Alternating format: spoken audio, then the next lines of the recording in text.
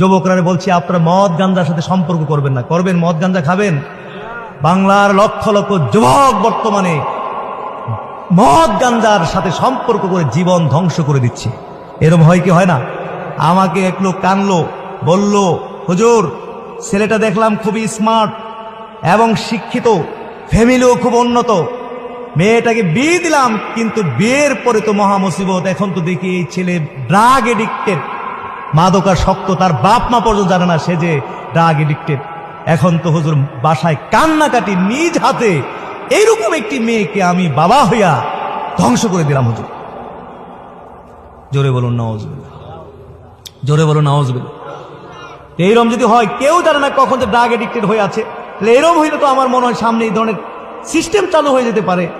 মেয়ের বাপ যদি তার মেয়েকে বিয়ে দিতে চায়, তাহলে তো আমার মনে হয় এই ছেলেটারে নিয়ে একটু মেডিকেল চেক আপ করে আনা দরকার।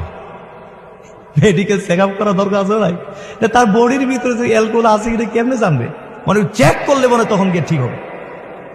তা আবার চেক করতে গিয়ে যদি মদ অ্যালকোহল আছে না, চেক করতে গিয়ে যদি বড় কিছু ধরা খাইয়া যায়, তাহলে তো কপালে বই মিলতো না।